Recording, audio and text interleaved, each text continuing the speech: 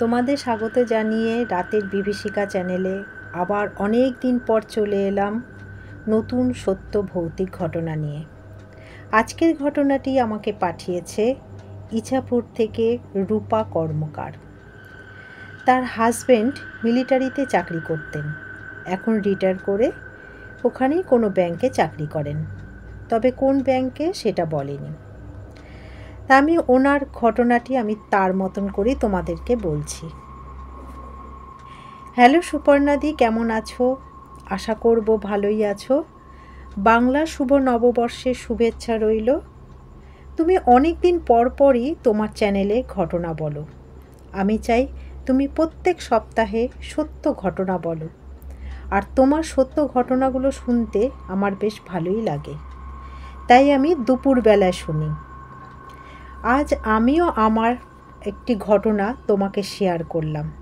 আশা করব ঘটনাটি তুমি তোমার চ্যানেলে পড়ে শোনাবে। জানি না ঘটনাটি মানুষকে কতটা নাড়া দেবে।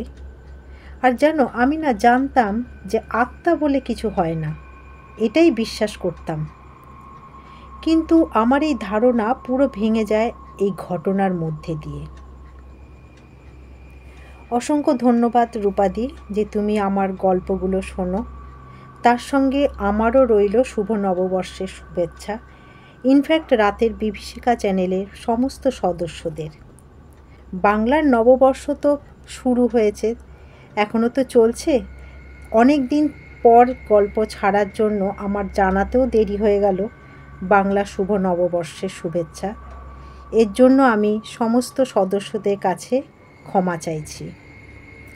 আর কথা না বাড়িয়ে চলে আসছি আজকের মূল বিষয়। আমার স্বামী যেখানেই পোস্টিং হতো সেখানেই আমি তার সাথে যেতাম। সময়টা 1997 কি 98 হবে। সেবারে পোস্টিং হয়েছিল জম্মুতে। তা আমরা যথারীতি জম্মুতে গিয়ে পৌঁছালাম। আমার 2 মেয়ে, তখন আমার বড় মেয়ে হয়েছিল, আর মেয়ে বয়স 1 বছর। আমরা তো কোয়ার্টার পাই, তাই সোজা চলে যাই কোয়ার্টারে। আরেকটা কথা দিদি, আমি জায়গার নাম বলছি না, কারণ কাজের জায়গায় যদি কোনো অসুবিধা হয় সেই জন্য আমি জায়গার নামটি বললাম না, শুধু জম্মুটাই বললাম দিদি। তো কোয়ার্টারটা দোতলা, নিচতলায় 3টে ফ্যামিলি, আর ওপরের তলায় আমরা ছাড়া কোনো ফ্যামিলি নেই। পাশের রুমগুলো পুরো ফাঁকা। সামনে কোয়ার্টারে ফ্যামিলি আছে, তবু খুব কম। আমি আমার হাজব্যান্ডকে বললাম যে এরকম ফাঁকা কেন, এমনি তো নিঝুম জায়গা, পাহাড়ি এলাকা। আমার স্বামী আমাকে বললেন যে ভয়টা কিসের, অনেকে হয়তো ছুটিতে বাড়ি গেছে, সেই জন্যই ফাঁকা। যাই হোক, আমরা ওপরে গেলাম। ঘর পরিষ্কার করতে গিয়ে পিছনে জানলাটা খুলে দেখি এত জঙ্গলে ভর্তি, ঘন জঙ্গল, যে গাছপালা দেখাই যাচ্ছে না, এত ঘন। আমি দেখে বলতে গেলে ভয়েতে জানলাটা বন্ধ করে দিই। যখন আমার স্বামী বাড়িতে থাকতো জানলা খুলতাম, যেই ও ডিউটি চলে যেত তখন আমি জানলা বন্ধ করে দিতাম। তো প্রথম কদিন বেশ ঠিক ছিল, কোনো অসুবিধা হতো না। আমার স্বামী বাড়িতে ফিরে এসে আমাদের নিয়ে ঘুরতে বেরোতো, ঘুরতাম, ঘুরে টুরে বেশ ভালোই দিন কাটছিল। কিন্তু একটা জিনিস, যখন আমরা নিচে নামতাম তখন নিচের ফ্যামিলিরা আমাদের দিকে কীরকম একটা তাকিয়ে থাকতো, কোনো কথা বলতো না, বুঝতেও পারতাম না। তারপরে অনেক কিছুই লক্ষ্য করলাম। আবার আমার মেয়ের নাম রিয়া। এক সময় দেখতাম কি আমার মেয়েটা খেলা করছে, খেলতে খেলতে ও যেন কিছু একটা দেখে ভয়ে চিৎকার করে কেঁদে উঠত। সে এমন কাঁদতো, ওকে সামলানোই মুশকিল হয়ে যেত। আবার কখনো দেখতাম আমার সব গোছানো জিনিসগুলো এলোমেলো থাকতো। হয়তো ধরো বিছনাটা গোছানো, বালিশগুলো এলোমেলো, চাদরটা গোটানো, আলনার থেকে জামা কাপড় পরে রয়েছে। এইগুলো বুঝতে পারতাম না, নিজের ভুল ভেবে। তা আমার স্বামী ডিউটি চলে যাওয়ার পরে অতটুকু বাচ্চা নিয়ে কাজকর্ম করতেও তো হিমশিম খেয়ে যেতাম। ভাবতাম কখন একটু মেয়েটা ঘুমাবে, তাহলে আমি কাজগুলো সারতে পারি। তা একদিন আমি মেয়েকে ঘুম পাড়িয়ে খাটে শুয়ে রেখে আমি রান্না করছি। তা সবে ঘুম পাড়িয়ে ওকে রান্না করতে এসছি, ওমা হঠাৎ মেয়ের কান্না, সে চিৎকার করে কাঁদছে। ঘরে যাই, গিয়ে দেখি মেয়ে না খাটে না, নিচে পড়ে রয়েছে। সঙ্গে সঙ্গে ওকে তুলে নিলাম। তুলে নিয়ে আমি কি হলো, ও যদি খাট থেকে নিচেও পড়ে যায় তাহলে তো একটা আওয়াজ হবে, আর নিচে পড়ে গেলেও তো মুখ থুবড়ে পড়ার মতনই থাকবে। এ তো এমনি নিচে পড়ে রয়েছে, শুয়ে রয়েছে। আর আমরা তো গেছি তোমার নভেম্বর মাসে, ঠান্ডা। মেয়ে চিৎকার করে কাঁদছে। মেয়েকে তাড়াতাড়ি কোলে নিয়ে আমি রান্নাঘরে এলাম। কোনো রকমে রান্না করছি আর ভাবছি মেয়েটাকে খাটে শোয়ালাম, ও নিচে এলো কী করে। রান্না সেরে মেয়েকে আমি স্নান করাবো বলে গ্যাসে জল বসালাম। জল বসিয়ে আমি ওকে তেল মাখাতে বসেছি। তেল মাখিয়ে জলটা আনতে গেছি। ও মা, গিয়ে দেখি গ্যাস বন্ধ। কিন্তু আমার স্পষ্ট মনে আছে আমি গ্যাস জ্বালিয়ে কিন্তু জলটা বসিয়েছিলাম, কিন্তু গ্যাস জ্বলছে না। আবার সেই জল গরম করলাম গ্যাস জ্বালিয়ে নিয়ে, তারপরে ওকে স্নান করিয়ে খাইয়ে দিয়ে খেলনা দিয়ে বসিয়ে দিলাম। তুই খেল, আমি ততক্ষণে স্নানটা করে আসি। মেয়ে বেশ কিন্তু খেলছিল। আমি স্নান করতে গেলাম। ওমা, স্নান করতে করতে আবার সেই কান্না শুনছি। এত কাঁদছে যে নিচের একজন ভদ্রমহিলা আমার দরজা নাড়াচ্ছে। আমি কোনো রকমে স্নান করে বেরিয়ে না মেয়েকে কোলে নিয়ে দরজাটা খুলি। দরজা খুলতে দেখি একজন ভদ্রমহিলা বলেন, আপনি ঠিক আছেন তো? আসলে বাচ্চার এত কান্না শুনে ভাবলাম কিছু হয়েছে, তাই ছুটে এলাম। এমনি সব ঠিক আছে তো? উনি পাঞ্জাবি ছিলেন, অর্ধেক বাংলা অর্ধেক হিন্দি মিশিয়ে বলছিলেন। তাই আমি বললাম, না না, সব ঠিক আছে। চলে গেলেন উনি। তারপর ডিউটির থেকে আমার স্বামী যখন ফেরে তখন আমি সব বললাম। উনি তো শুনে উল্টে আমার ওপরে রেগে গিয়ে বলেন কি না, তোমার কাজকর্মই এরকম, সব ভুলে যাও, চুপ করো তো। উনি শুনলেনই না। মিলিটারি, এসব বিশ্বাসই করে না। কিন্তু তাকে একদিন দিদি বিশ্বাস করতেই হলো। আমার স্বামীর নাইট ডিউটি পড়ল। যেই নাইট ডিউটি পড়ল তখন আমার না খুব ভয় লাগলো। পুরো ওপরে আমি ফাঁকা, কোনো ফ্যামিলি নেই, কোনো লোক নেই। এই একটা ছোট্ট বাচ্চা নিয়ে রাত্রিটা একা থাকবো কী করে? তা যাই হোক, কাজের জায়গা, সে তো বলা যায় না। আমার স্বামী ডিউটি যাওয়ার পরে আমিও বাচ্চাকে নিয়ে খেয়ে দিয়ে শুয়ে পড়লাম। শুয়ে বাচ্চাটাকে ঘুমিয়ে পাড়িয়ে দিয়েছি, মেয়েকে। আমিও ঘুমিয়ে পড়েছি বলতে গেলে। এমন সময় কান্নার আওয়াজ, মহিলার কান্নার আওয়াজ। উঠে বসে পড়লাম। কি হলো? কে কাঁদছে? উপরে তো কেউ নেই আমি ছাড়া। আর নিচের তলায় কি কেউ কাঁদছে? সেই নিচ থেকে আওয়াজ এত উপরে আসবে? হতেও পারে, রাত্রির তো। ঘরে বসে ভাবছি, কিন্তু কান্নার আওয়াজটা মনে হচ্ছে জোরালো, মানে খুব কাছ থেকে আসছে। দেখি তো। আমি কিন্তু ঘড়ির টাইমটা দেখিনি তখন। আমি উঠে দরজা খুলে বারান্দায় আসছি। বারান্দায় আসতে গিয়ে যা দেখলাম দিদি, কি বলবো তোমাকে। দেখি একজন মহিলা উবুর হয়ে বসার মতন হাঁটুতে মাথাটা ঠেকিয়ে বসে বসে কাঁদছে। কি হলো? আমার স্বামী যখন ডিউটি চলে গেল, তারপরে তো আমি দরজাটা ভালো করে দিয়েছিলাম, ছিটকানিটা। তিনি ঢুকলেন কোথা থেকে? এই চোর টোর নয় তো? না, বুঝতে পারছি না যে কে ইনি। এই যে কোথা থেকে এলেন আপনি? কে আপনি? এখানে কাঁদছেন কেন বসে? আপনি কে? আমি যত এই কথাটা বলছি উনি ততই সরতে থাকে। আর আমি যত চিৎকার করে কথাটি বলছি নিচের ফ্যামিলির লোকেরা শুনতে পেয়েছিল। ওরা তখন বেরিয়ে না ওদের কারুর যা ভাষায় সেটা বলছে, ক্যা হুয়া, কি হয়েছে। আমি সেটার দিকে কথা না করে আমি ওনাকেই বলে যাচ্ছি, আপনি কে? কোথা থেকে এসছেন? আপনি কে? এখানেই বা বসে কাঁদছেন কেন? সরতে সরতে মহিলাটি যখন মুখটি তোলে, সেটা যে কি বীভৎস মুখ দিদি, আমি কি বলবো।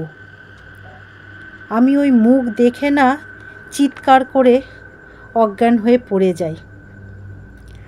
যখন আমার জ্ঞান ফেরে তখন দেখি আমার স্বামী আমার পাশে বসে আছে আর নিচে সবাই রয়েছে। আমি উঠে বসলাম। বসতেই আমার স্বামী জিজ্ঞাসা করলো, কি হয়েছিল তোমার? ওনারা নিচের ওদের দিকে তাকিয়ে আমার স্বামী বলল যে ওনারা যদি আমাকে খবর না দিত আমি তো জানতেই পারতাম না। আমি তো দরজা ভেঙে ঢুকে দেখি তুমি নিচে পড়ে রয়েছো, কি হয়েছিল? তা আমি ওদের সবাইকে সমস্ত ঘটনাটা বললাম।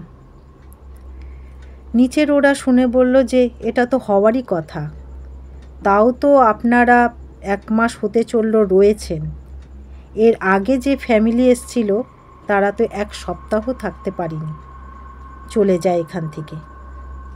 আমার স্বামী আর কিছু বলল না, চুপ করে রইল।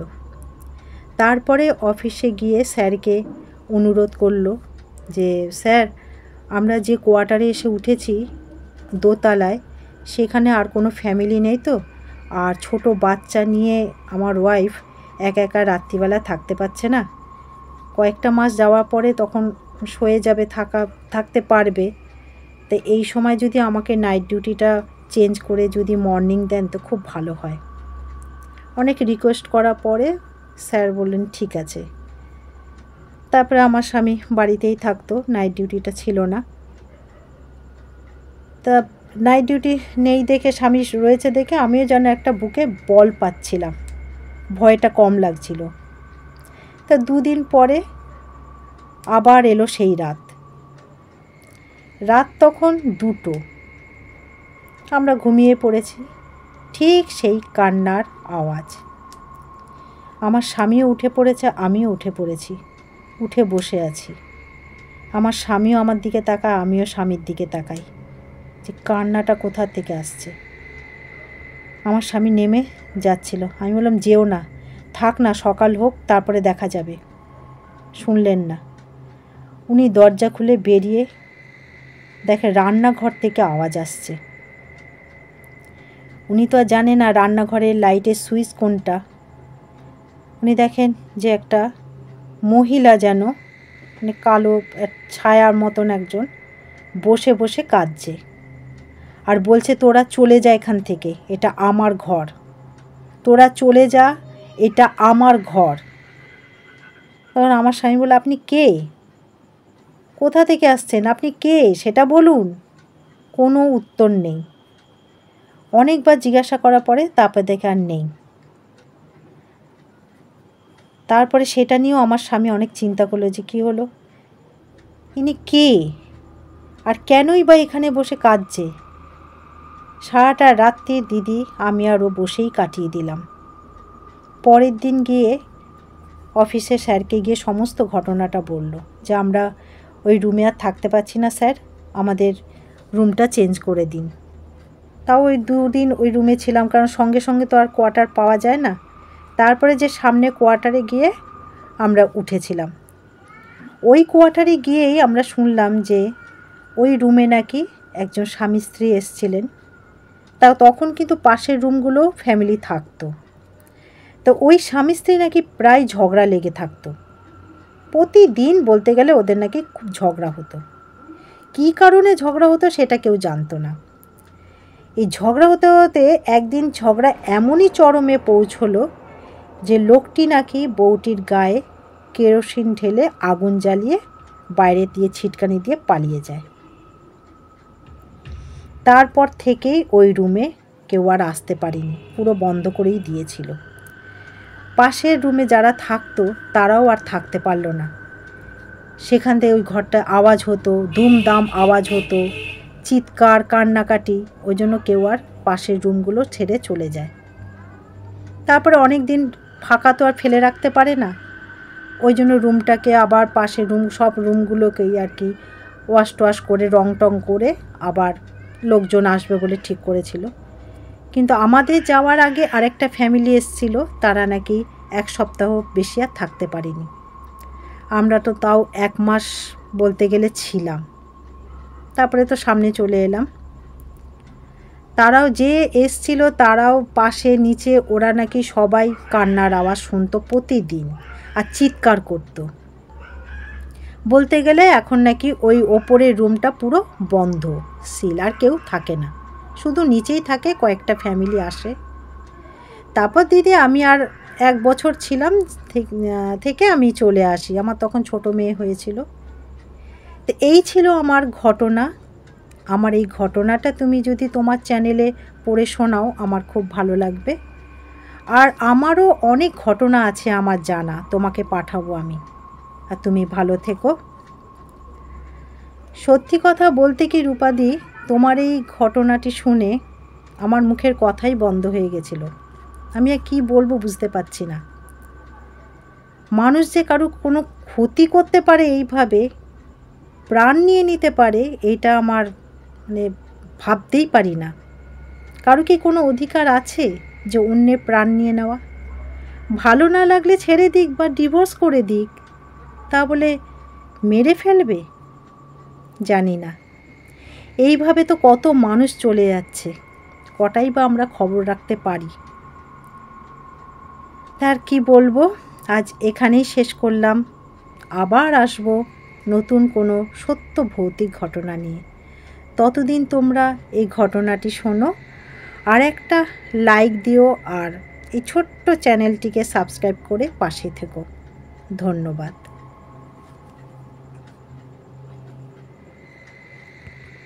আবার বলবো।